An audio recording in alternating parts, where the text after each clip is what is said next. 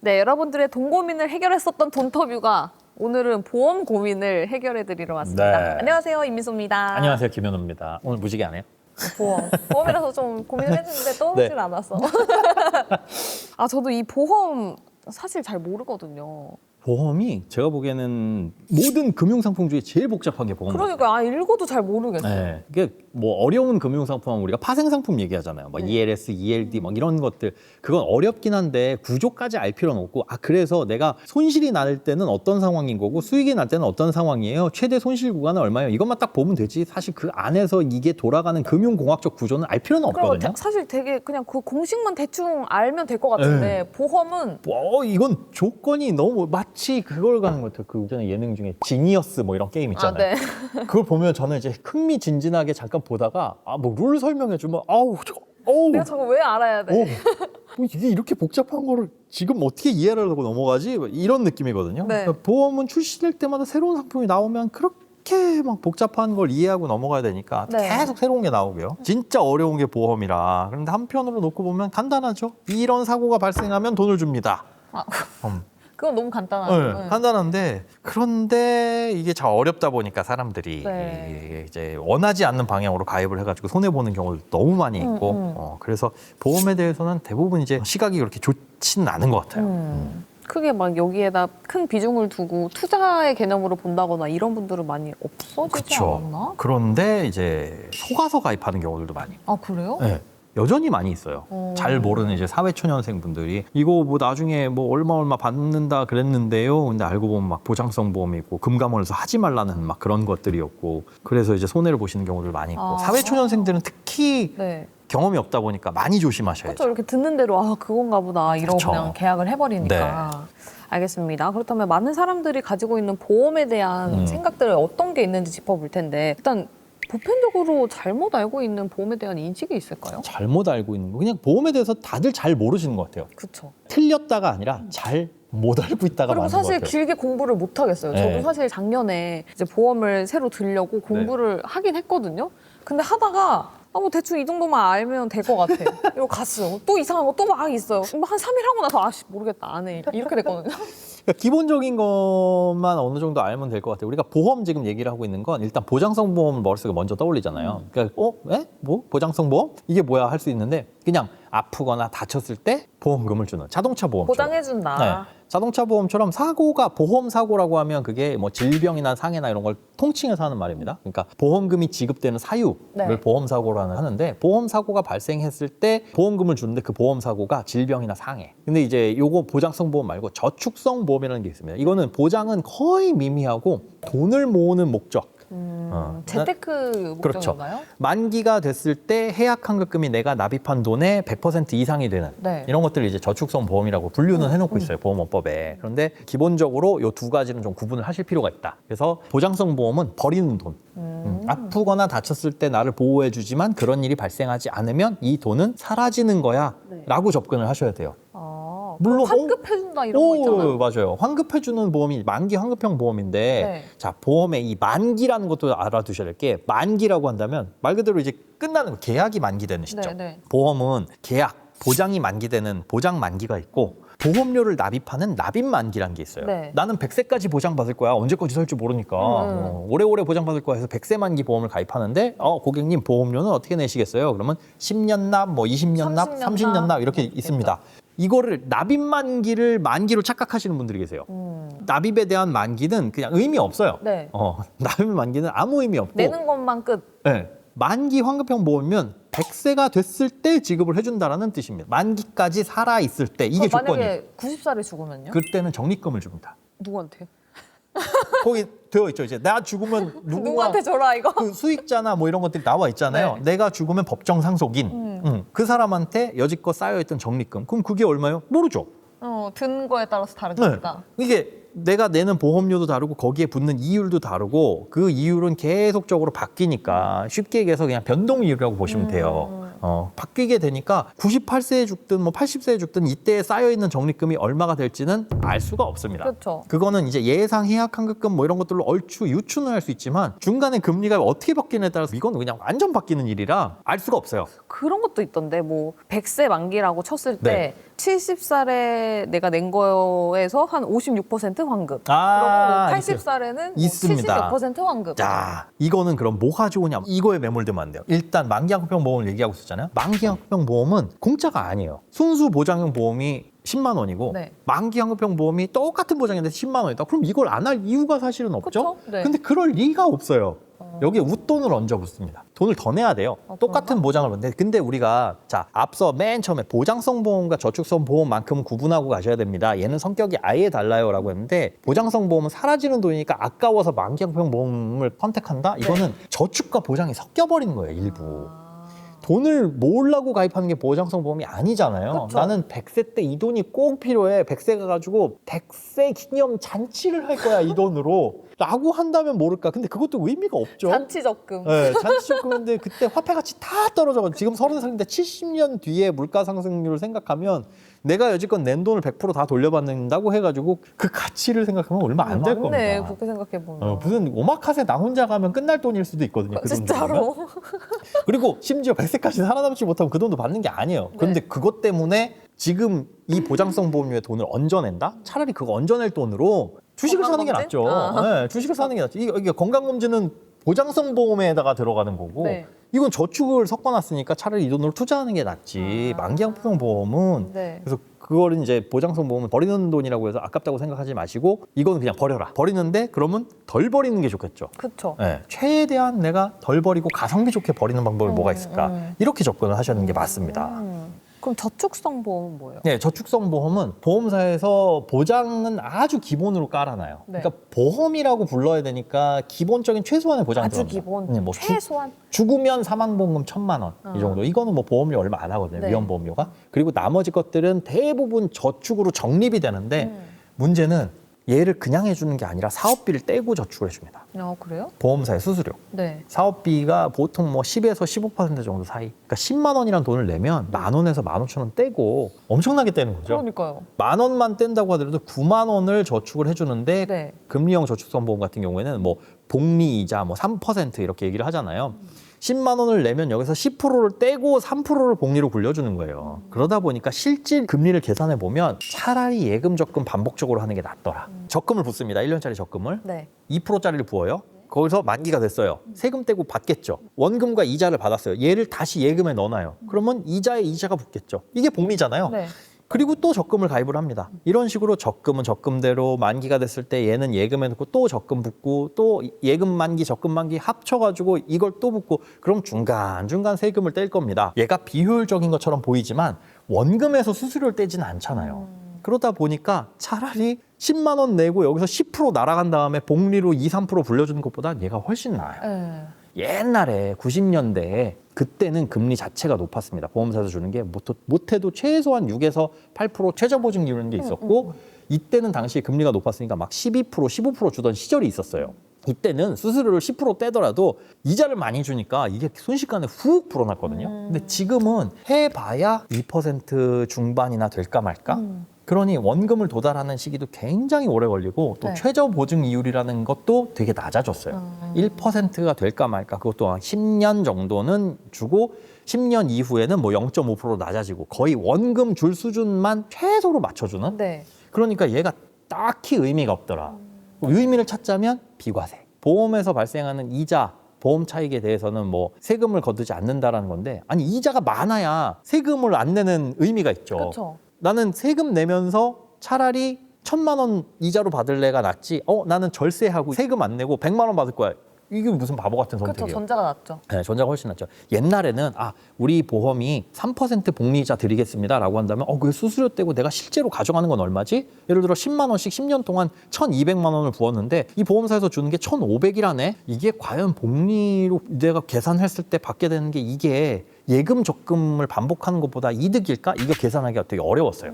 왜냐하면 이제 그 재무계산기 이런 게 필요하고 아니면 엑셀로 막 집어넣고 해야 되는데 이제는 우리의 친구 챗 GPT, 제미나이 얘네들 있잖아요. 그렇죠. 물어보면 됩니다. 네. 다 알려줘요. 다 알려줘요. 이거를 이렇게 해가지고 복리로 계산했을 때 내가 10년 뒤에 이자 소득세를 안 내고 비과세로 받게 되는 돈이 요거인데 예금 적금으로 반복하게 됐을 때 이렇게 받으려면 얼마의 이자를 받으면 돼? 라고 하면 아주 친절하게 계산을 해줍니다.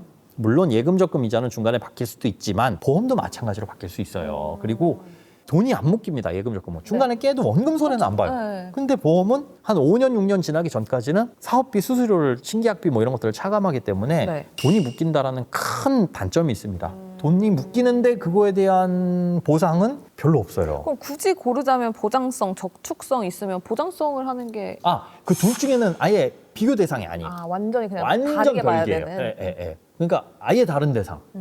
보장성은 진짜 내가 아플 때 혜택을 보려고 하는 거고 그렇죠. 저축성은 아예 그냥 성격 자체가 다른 성격 자체가 다른 겁니다. 그런데 이걸 교묘하게 보장성 보험인데 저축성 보험인 것처럼 속여파는 나쁜 사람들이 있어요. 예를 들어 종신보험. 네. 많이 들어보셨죠? 종신보험. 네. 종신보험은 그냥 만기가 종신인 보험이에요. 보장의 만기가. 네. 보장을 만기가 죽을 때까지 해줘? 그럼 이거 좋은 거 아닌가? 근데 이거는 대부분 이 보장은 사망에 대해서만. 사망에 대해서만 60세에 죽든 80세에 죽든 100세에 죽든 막 진짜 200세까지 살고 죽든 약속된 보험금은 드리겠습니다라고 하는 게 종신보험입니다. 사망에 대해서는. 네. 그런데 이 종신보험은 보장성 보험이니까 중간에 깨면 손해를 많이 봐요. 그렇죠. 많이 보는데 무해지 환급형, 저해지 환급형 보험이라는 게 있습니다. 얘는 또 뭐냐 하면 우리가 보험을 중간에 깨면 해약환급금이 거의 없잖아요. 그렇죠. 거의 없거나 손해를 막 심하게 보는데 무해지, 저해지 환급형은 말 그대로 없어요 그런 게? 아니요. 그게 없는 게 아니라 중간에 깨면 더 큰 손해를 봐요. 해지 환급금이 해지하면 안 된다 이거예요? 그러니까 웃겨. 나는 이 이름을 잘못 붙인 것 같아. 무해지 환급형이 아니라 해지 무환급보험. 그쵸. 이렇게 붙여야 돼요. 해지하면 환급금이 없습니다. 그쵸. 아니면 해지 그게 맞죠. 저환급보험 맞아, 이렇게 해야 맞아. 되는데 뭐 무해지 저해지 하다 보니까 헷갈릴 수 있는데 그러니까. 무해지 저해지 환급보험은 뭐냐면 일반 보험이 내가 100이라는 돈을 내다가 중간에 깨면 50을 받아요. 이게 일반 보험이라면 네. 무해지 저해지는 100이라는 돈을 내다가 중간에 깨면 아예 없거나 10밖에 못 받는 엄청나게 손해를 보죠. 엄청 손해죠. 엄청 손해인데 그거 얘가 진짜 버린 돈이에요. 얘가 재미난 건 뭐냐면 납입 만기가 끝나면 깼을 때 일반 보험하고 똑같은 해지 환급금을 줍니다. 왜요? 내가 이만큼 리스크를 안고 갔는데? 그러니까 똑같으니 뭐 어떤 느낌이냐면 자 무해지 환급형 보험은 보험료가 대신 싸요. 네. 그러니까 일반 보험이 10만 원을 내고 1억이라는 보장을 받는다면 중간에 깨면은 얘는 50%는 받는다고 가정을 해볼게요. 무해지 저해지 환급형 보험은 중간에 깨면 하나도 못 받아요. 네네. 그런데 10만 원이 아니라 똑같은 보장을 받는데 7만 원만 내면 돼요. 30% 저렴합니다. 리스크 안 왔으니까 너는 7만 원만 내라. 싸게 내면 이거네. 돼. 그런데 납입 만기란 게 있잖아요. 네. 20년 동안 쭉 냈어요. 10만 원씩 20년에서 낸 분하고 7만 원씩 20년에서 낸 분하고는 보험료 차이가 30% 차이가 나잖아요. 그렇죠. 그런데 깼을 때 10만 원씩 내신 분은 2,400만 원 요때 납입이 다 끝났으니까 요때 깨면 2,400원 돌려줄게요. 네네. 라고 한다면 7만 원씩 낸 이분도 이때 끝나면 7만 원씩의 원금이 아니라 10만 원에 해당하는 원금. 그럼 좋은 거 아니에요? 그렇게 느껴지죠. 그래서 얘를 저축으로 속여 팔아요. 나 속은 거야 그러면 지금? 이런 식으로 이걸 비교를 해줍니다. 보장성 보험, 종신보험을 일반적으로 가입하면 20년 뒤에, 10년 뒤에 요만큼을 받을 수 있는데 네. 저해지 환급형 보험을 가입하면 요때 가지고 해약 환급률이 무려 182%막 이렇게 해요. 뭐가 잘못된 건데? 뭐가 잘못됐냐? 비교 대상이 종신보험하고 비교를 하잖아요. 네. 종신보험은 뭐다? 보장성, 저축성? 보장성 보장. 보험이죠. 보장성 보험은 저축이다 아니다? 아니다. 아닌데 저축인 것처럼 일단 전제를 깔아놓고 우리 그쵸. 뭐에 홀렸어요. 맞아. 지금 돈 던준다 그러니까. 네, 얘랑 비교를 하니까 당연히 얘랑 비교하면 얘는 저축이 아닌데 얘는 저축이 아니기 때문에 효율이 극도로 낮은데 그쵸. 얘랑 이렇게 비교를 해버리는 거예요. 네. 그러니까 좋아 보여요. 네. 좋아 보이는 그런 착시예요. 네, 이게 좋아 왜 근데 보여요. 얘랑 비교를 해요? 왜 얘랑 비교를 해요? 그건 맞지. 성격이 다른 거니까 비교하면 안 되지. 보장성 보험은 저축이 아닌데 얘가 만기 때 깨게 되면 요만큼밖에 못 받아요. 당연하지 보장성 보험이니까. 근데 이 무해지 저해지 환급형 보험은 요때 깨게 되면 얘보다 이만큼을 더 받습니다. 근데 내가 진짜 아파요. 그러면 받을 수 있는 게 별로 없다는 거죠? 아프면은 보장은 받죠. 네. 보장은 받는데 깼을 때 중간에 원금을 손해를 많이 보는 거잖아요. 그렇죠. 그러니까 무해지 저해지 환급형 보험은 어떤 컨셉으로 가는 거냐면 나는 이 보장을 가입할 거야. 네. 그런데 난 절대 이거 안 깨. 왜냐면 우리 보장성 보험 깰라고 가입하는 사람 있어요? 없죠. 암보험 중간에 깰 거 생각하고 가입해요? 네. 아니잖아. 아니. 안 깰. 안 깰 거가. 안 깰 거. 안 깰 거. 나는 80세, 100세까지 암 진단금 받을 거야. 네. 무슨 일 생기면 뭐 어떡해. 이걸로 가입을 하는데 그럴 거면 10만 원 내는 것보다는 7만 원 내는 게 낫겠네. 그래서 절대 안 깰 사람들이 유지해야 되는 보험입니다. 가입해야 되는 보험. 그 말인즉슨 200만 원 버는 사람이 30만 원짜리 무해지 저해지 환급형 보험을 가입하면 네. 20년 동안 100% 유지한다라는 장담을 할 수 있을까요? 혹시나 모를 상황 때문에 깰 수 있어요. 깰 수 있어요. 그런데 돈 많은 분들은 네. 그깟 거 없어도 되겠네. 오히려 이건 돈 많은 사람한테 유리한 보험입니다. 그러니까요. 그렇다고 이제 돈 많은 분들은 이거 가입하세요는 아니에요. 아, 그렇죠. 나는 야 이 정도 돈은 푼돈이라서 없어도 돼. 한 달에 500원 정도 빠져나가는 거 이거는 야 자동이체 나갔는지 안 나가는지도 모른다. 뭐 대부분 그렇잖아요. 네네. 그런 느낌인 분들 확실하게 이 보험을 무조건 내가 나는 30년 만기 갈 수 있다. 그죠. 필요한데 가입할 거야. 그러면 싸게 가입하는 게 낫겠죠. 네네. 근데 이거를 뭐 교묘하게 엎어가지고 마치 저축인 것처럼 만기까지만 유지하면 해약환급금이 무려 이만큼이 됩니다. 근데 차라리 그 돈이었으면 SK 하이닉스를 한 주씩 사지. 아 물론 이거 너무 비싸다. 삼성전자를 한 주씩 사지. 이거는 저축이 아닌데 마치 저축인 것처럼 홀리다 보니까 이렇게 가요. 그래서 금감원에서도 수차례 이거 불안전 판매에 대해서 경고하고 계속 소비자 경고 내놨습니다. 무해지환급형, 저해지환급형 보험은 결코 절대 저축이 아니다. 네. 단기납 종신보험 이런 거 저축 아닙니다. 라고 계속 얘기를 하는데 이걸 그들의 말빨은 못 이겨요. 그러니까요. 의도를 가지고 이렇게 접근해가지고 마치 이걸 저축이냐. 지금도 블로그 이런 거 찾아보면 그거 비교해가지고 이게 얼마나 그러니까. 속아서 가입하니까 문제인 거예요. 얘는 그럼- 절대로 저축은 아니다. 그럼 제가 아까 소장님한테 질문 드렸던 막 50살에 환급 받고 60살에 환급 몇 % 받고 이거는 그것도 의미가 없는 거죠. 그것도 속은 거예요? 속은 거라기보다 이 보험을 가입하는 미끼로 던진 거죠. 다른 것들은 안 줘요. 다른 보험들은. 근데 우리 보험은 60세 만기 뭐 환갑 축하금 드려요. 뭐 납입 만기 축하금 드려요. 옛날에 그런 컨셉들 많이 아, 있었거든요. 그래요? 네. 대학교 입학 축하금, 자녀 애들 보험인데 얘가 20살 되면 입학 축하금 드려요. 해서 50만 원 주고 막 이런 교육보험 같은 것도 있었어요. 근데 그게 공짜로 해주냐, 진짜 축하를 다 그 비용 안에 녹아 들어가 있는 겁니다. 녹아 들어져 있는 건데 생각해 보면 우린 보장성 보험을 그런 돈 벌려고 가입한 게 아니다. 그렇죠. 자동차 보험 가입하면서 아우 만기 때 좀 돌려줬으면 좋겠다. 돌려주면 물론 좋겠죠. 근데 어떤 자동차 보험이 우리는 돌려드립니다. 50만 원에 가입할 수 있는 거 80만 원 가입하세요. 그럼 만기 때 32만 원 돌려드릴게요. 그러면 30만 원, 2만 원 이득인가 싶지만 30만 원 넣어놓고 1년 동안 자기들이 불려가지고 2만 원 더 주겠다는 거예요. 10%? 또 채 안 되죠. 그 정도 느낌인 건데 이걸 장기간에 계산해놓고 보면 중간에 소비자들 돈 7만 원이면 될 거 3만 원 얹어서 네. 10만 원 받아서 요거 장기간으로 잘 굴리다가 나머지 그냥 찔끔 주고 나머지는 우리가 인마이 포켓 하겠다라는 뜻이거든요. 그러네요. 근데 만약에 고객이 그 계약을 어기고 중간에 깬대. 그럼 원금 안 주면 그만이지. 이렇게 만들어 버리는 거예요. 그러면은 보험을 이제 잘 모르는 상태에서 가입할 때 가장 중요한 거는 만기까지 내가 납입을 하지 못했을 때 중간에 해지했을 때 어떻게 되는지를 가장 우선적으로 체크를 해봐야 될까요? 일단 사회초년생 잘 모르는 분들이 가입하는 보험의 원칙을 세워야 되는데 지금 말씀하신 게 원칙 중에 하나예요. 지금 내가 납입할 수 있다라는 생각이 들더라도 이 보장, 이 보험이 끝까지 유지될 수 있는지를 살펴봐야 됩니다. 그러니까 20살 때는 30만 원짜리 보험료 낼 수 있어. 네. 200만 원 벌지만 30만 원 큰 돈이지만 낼 수 있거든요. 네. 근데 결혼하고 애 낳고 이러면서 이게 유지될 수 있느냐? 맞아. 이건 다른 얘기거든요. 그러니까 지금 부담이 안 간다고 해가지고 나중에 부담이 안 갈 수는 없어요. 특히나 반대로 얘기해서 지금 만약에 이 보험료가 부담된다. 나중엔 100% 부담됩니다. 소득이 올라가도 이건 유지 못해요. 네. 내가 지금 가입할까 말까를 고민하는 보험이 보험료가 좀 부담돼? 네. 그러면 나중에는 무조건 부담돼요. 그러면 제가 막 가족력이 있어요. 근데 아플 것 같으니까 생활비를 줄여가면서까지 보험을 드는 거에 대해서는 저는 반대. 절대 반대. 네, 아플 것 같다라고 한다면 안 아파버리면 그 돈 다 버리는 거잖아요. 그쵸. 네. 그러니까 보험은 그겁니다. 재정적인 손실을 일부 막아주는 거. 그 암에 걸렸을 때 치료비 내 돈으로 하면은 너무 큰 돈 나가는 네, 거니까 네. 그냥 보험이라는 힘을 빌려가지고 막아주는 거지 암 자체를 막아주는 게 아니잖아요. 그건 다들 아실 거예요. 네. 그러니까 결국은 궁극적인 목표는 뭐냐면 재정적인 손실을 줄일 수 있는 다른 방법이 있다면 그런데 그 방법이 훨씬 더 비용이 적게 든다면 이걸 선택하는 게 맞는 거죠. 그래서 저는 보험 가입하고 싶은데 나이가 많아서 가입이 안 돼요. 병력이 있어가지고 가입이 안 돼요. 아니면 혹은 보험료가 비싸요 라고 하시면 보험을 가입하려는 궁극적인 목표가 뭔지 목적이 뭔지를 생각을 해보셔라. 네. 암 걸리거나 이런 거 그게 무서워서 가입하는 거라면 그거 가입한다고 해서 암에 안 걸리는 거 아닌데요? 그것도 맞죠. 그냥 그때 돈 크게 나갈 거 어떡하지? 이것 때문에 가입을 하는 게 보험 가입하는 게 맞고 그게 걱정이라면 근데 보험료가 부담된다면 차라리 그 돈으로 건강검진을 자주 받으셔라. 똑같은 돈을 들이는데 내가 이 돈을 어떻게 하면 아낄 수 있을까를 생각해 본다면 그리고 보험료가 부담이 된다면 차라리 이쪽으로 돌리셔라. 그리고 누차 그렇게 말씀을 드리는 겁니다. 그럼 앞서 말씀해 주셨던 것처럼 원칙이 여러 개 있다고 네네. 했잖아요. 또 다른 원칙은 어떤 게 있나요? 자, 무시할 수 있는 건 과감히 무시하셔라. 예를 들어 뭐 골절진단금, 뭐 응급실내원비. 네. 이게 우리가 보험 증권을 봤을 때 여기 가입금액 혹은 진단금 이렇게 나오는 것들이 있어요. 그게 100만 원 뭐 이쪽 저쪽 하는 것들. 네. 수술 받았을 때 수술비 100만 원? 요거는 받으면 기분 좋죠. 그런데 얘가 없다고 해도 가정 경제가 무너지진 않아요. 그것도 맞죠? 네, 맨장 수술 받는데 100만 원 그거 실비로 다 나오거든요. 그럼 조금 내 돈으로 뭐 기십만 원 낼 수도 있어요. 근데 100만 원 나오면 그게 다 커버는 되지만 이거 없다고 해서 와 나는 이 맨장 수술 받는데 100만 원이 없어가지고 진짜 그때 우리 집이 휘청거렸잖아. 이런 상황은 발생 안 하잖아요. 크게 없죠. 그런 것들은 빼셔라.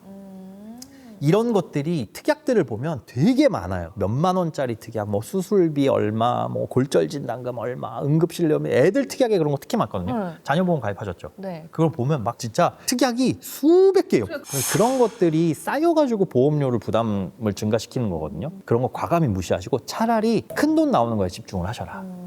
암 진단금 2천만 원, 3천만 원 이건 되게 큰 의미가 있어요. 네. 그러니까 내가 요거 치료로 제가 늘 이제 예를 드는 것 중에 저희 이제 가까운 선배 중에 한 명이 수술을 크게 받게 됐는데 다른 데서 다 안 된대요. 건강보험 적용되는 걸 이제 권해줘요. 그런데 어떤 병원에선 요거 로봇 수술을 하게 되면 충분히 할 수 있다. 근데 그게 한 3천? 네, 비싸더라고요. 이렇게 들어가더라고요. 건강보험 적용되는 건 뭐 1,000 언더? 심지어 건강보험은 본인 부담 상한제라는 게 있어가지고 소득에 따라서 좀 다르지만 뭐 입원하게 됐을 때 내야 될 돈이 뭐 800만 원 언저리 그 이하예요. 아무리 소득이 많아도. 이재용 회장이 수술을 급여 치료를 받아도 1년에 부담해야 될 돈 여기까지 끄시고 나머지는 환급을 해줍니다. 그런데 얘는 3천이 든대요. 비급여로. 근데 그거는 이제 수술의 결과라든가 뭐 이런 것들이 달라지잖아요. 그러니까 이런 것들은 의미 있을 수 있는데 그 밑에 뭐 10만 원 단위, 뭐 100만 원 단위 이 정도는 무시하자. 그리고 아쉬울 거예요. 네. 보험은 근데 아쉬운 정도로 가입하시다. 아쉬운 정도. 조금 아쉬운데 저 사람 보험에 비해가지고 조금 아쉬운데 근데 네. 아쉬운 정도로 해야 그래야 의미가 있어요. 그리고 확률 따지지 말자. 네. 원칙 중에 하나가 암은 3명 중에 1명이 걸린대요. 그러면 셋. 우리 셋이에요 지금 이 자리에. 제가 만약에 암에 걸렸으면 두 분은 암에서 자유로운가요?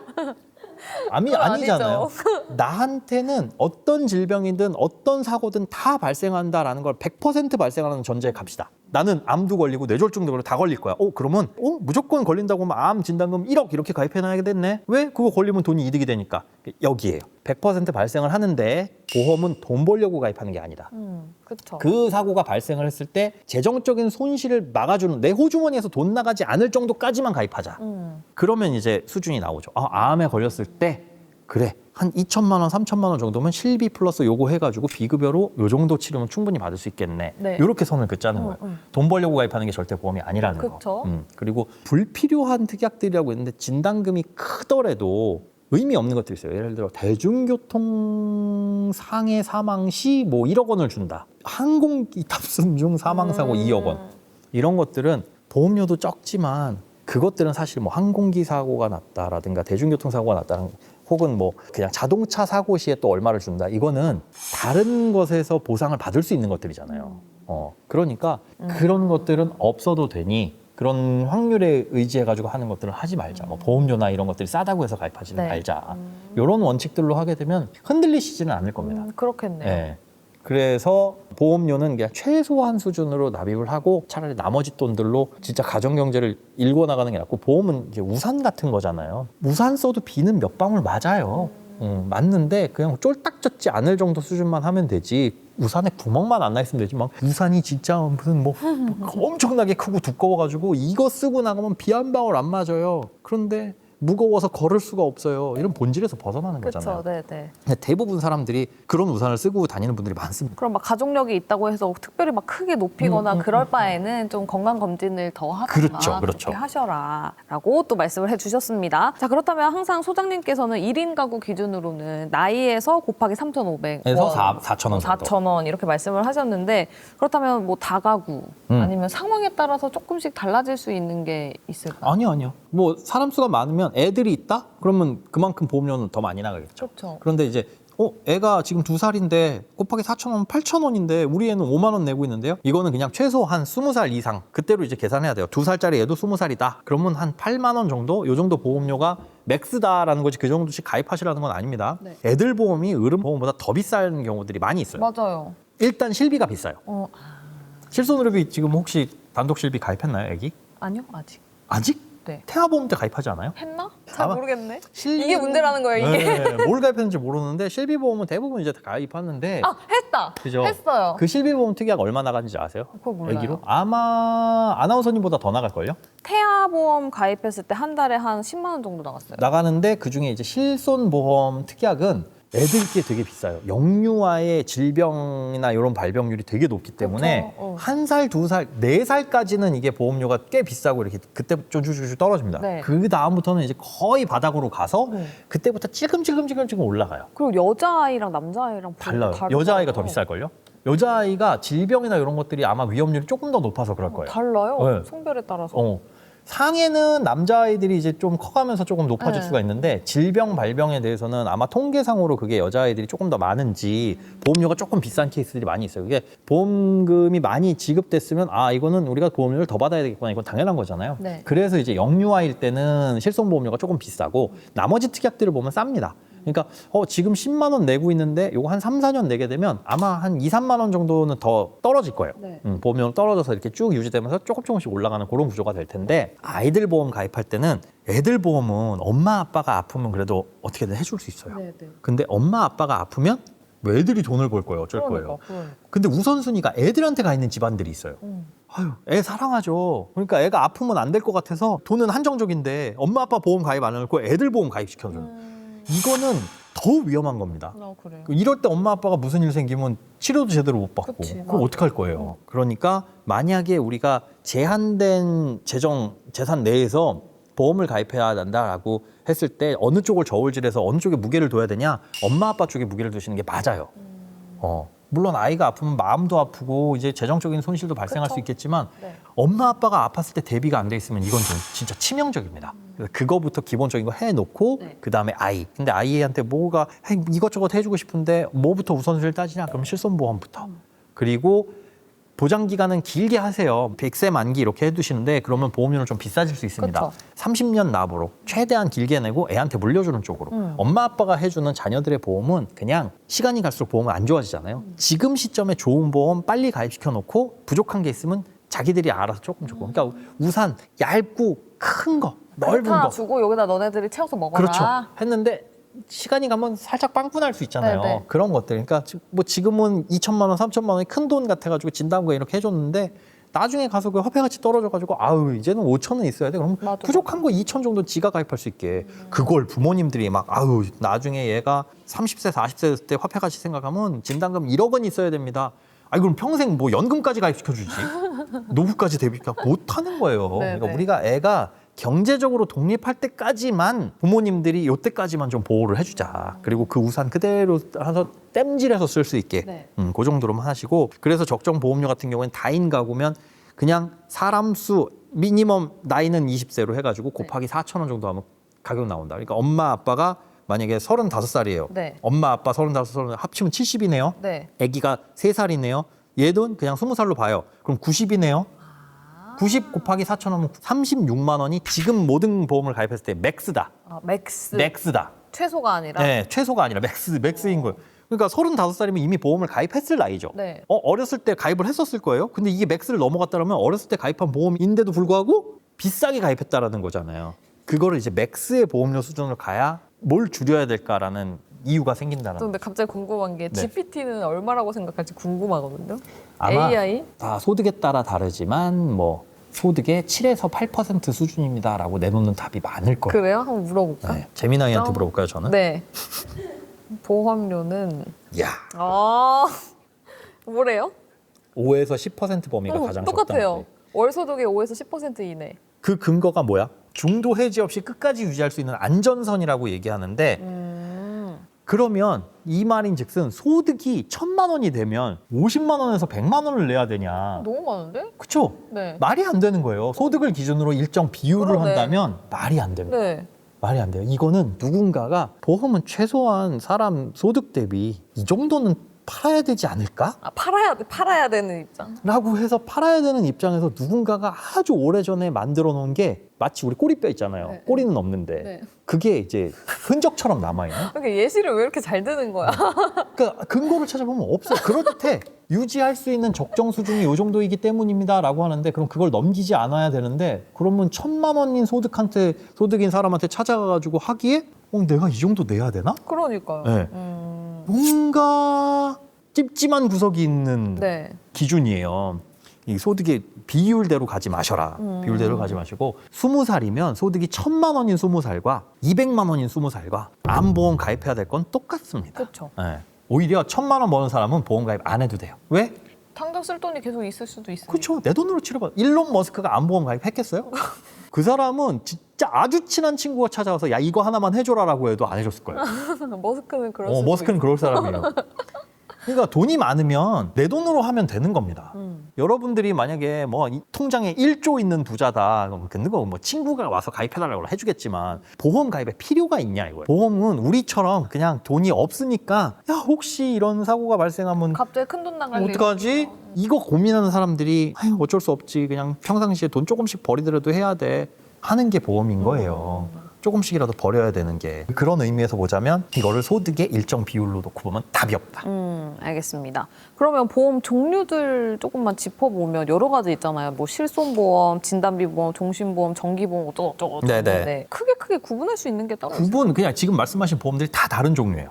실손보험은 실제 손해보험료를 보상해주는 보험. 그럼 이게 핵심이죠. 근데 얘는 죽을 때까지 유지는 못해요. 보험료가 계속 올라가니까. 네. 그러면 실제로 나는 지금은 건강하지만 미래를 위해서 가입하는 게 보험인데 미래에는 얘 깰 거야. 깰 수 있는 가능성이 있어. 그럼 얘만 갖고 있으면 안 되잖아요. 네. 그래서 진단비 보험들. 큰 돈 들어가는 거. 암, 뭐 뇌질환, 뭐 심근경색 이런 것들은 진단비 보험 깔고 가고. 그리고 다른 위험들이 있어요. 사망 이런 거. 네. 다른 것들은 이제 나를 위해서 가입하는 건데 사망은 내가 아니라 남겨진 가족을 위해서거든요. 근데 남겨진 가족 중에 그럼 누구를 위해서냐? 연로하신 부모님? 내가 지금 모시고 살고 있어. 그런데 연로하신 부모님의 연세가 80이야. 그래 지금은 수명이 길어지니까 한 110세까지 산다고 가정하자. 그럼 사망보험금은 내가 이분을 책임져야 될 시기는 지금부터 30년이니까 30년 동안만 필요한 거지 내가 죽을 때까지 필요한 건 아니거든요. 그러니까 만기 없이 막 종신보험을 가입할 필요 없는 거. 그 사망 보장에 대한 것도 필요한 시기를 딱 정해서 가입하셔라. 정해진 기간 동안 보장을 해준다라고 해서 나온 게 정기보험. 네. 종신보험은 만기 없이, 정기보험은 정해진 기간 동안. 그래서 사망보장은 종신보험보다는 정기보험으로 가입하는 게 훨씬 저렴하고 그게 취지에도 맞습니다. 알겠습니다. 자, 그럼 제가 막 보험료를 한 달에 50만 원, 내 벌이에 비해서 굉장히 많은 돈을 태우고 있어요. 그러면 이제 정리를 해야 되는데 네. 어떤 걸 남겨두고 어떤 걸 버려야 되는지. 일단은 얘가 보장성 보험인지 저축성 보험인지 구분부터 하셔야 돼요. 보험료를 엄청나게 많이 내고 있다 그러면 대부분 이제 저축성 보험들이 섞여 있는 경우들이 많이 네. 있어요. 뭐 연금보험 어렸을 때 가입하라 그래가지고 가입한 거. 근데 앞서 말씀드린 그런 저축성 보험들, 금리형 저축보험들은 투자형 저축보험도 마찬가지입니다. 그런 것들은 실제로 수수료가 많이 나가다 보니까 효율이 많이 떨어져요. 그런 저축성 보험들이 있으면 보통 한 6년에서 7년 정도 지나게 되면 원금은 줍니다. 그런 것들 정리하시면 보험료 부담이 크게 줄어들 거고요. 네. 보장성 보험이라고 한다면 깨면은 중간에 손해예요.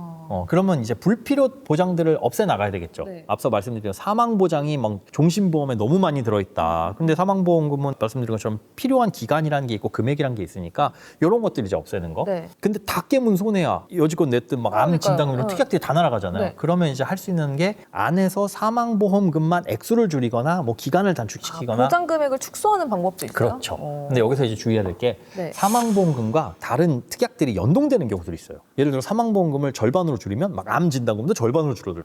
연결돼 있는 보험들이 있으니까 그런 것들은 조금 주의를 하셔가지고 해야 되고 그래도 나는 이게 부담이 돼. 그러면 이제 대안을 찾아봐야 됩니다.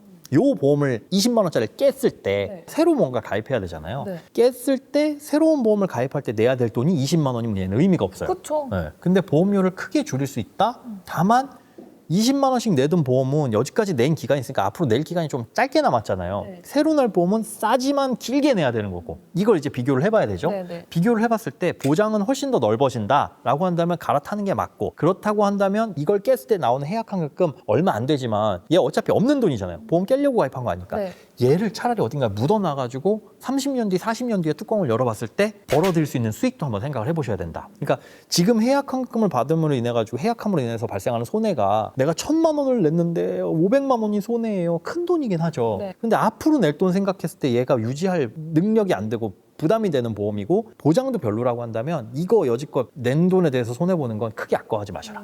이건 매몰 비용입니다. 차라리 이 돈을 어떻게 하면 잘 굴릴 수 있을까를 건설적으로 생각을 해야죠. 그리고 얘를 갈아타면서 새로운 보험으로 보장도 넓힐 수 있다면 그 방법을 찾는 게 낫죠.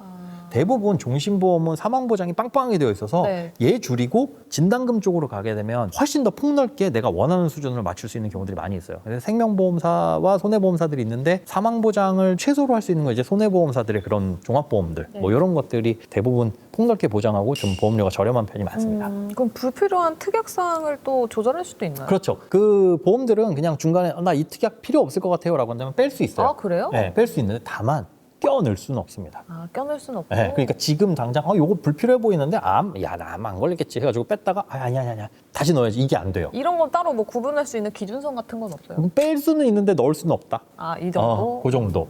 그리고 이제 앞서 말씀드린 대로 소소한 것들은 보험료 아끼는 측면에서 좀 포기하자. 물론 그거 포기하고 그냥 나 몰라 하면 안 되니까 네. 본질에 집중하자.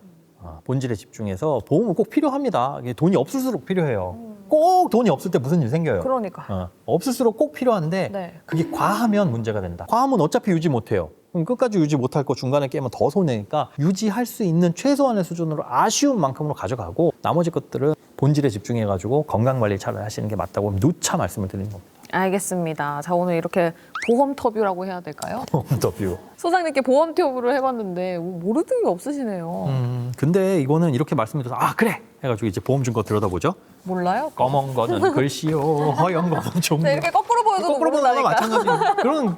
그건 그래요. 그러니까 공부를 하시는 수밖에 없는데 요즘에는 이제 유튜브들 이런 거 많이 나와 있잖아요. 보험에 대해서 제가 보니까 신랄하게 막 까시는 분이 있더라고요. 근데 그분이 재미나게 보험 설계사예요. 그만큼 투명하게 난 설계할 수 있다라고. 남자분이었던 것 같아요. 것이죠. 저분은 좀 믿을 만하네 라는 느낌이 들더라고요. 뭐냐면 거짓말은 일단 안 할 것 같고 두 번에는 그치. 그분의 원칙이 있어요. 그 원칙에 내가 동의한다면 되는 겁니다.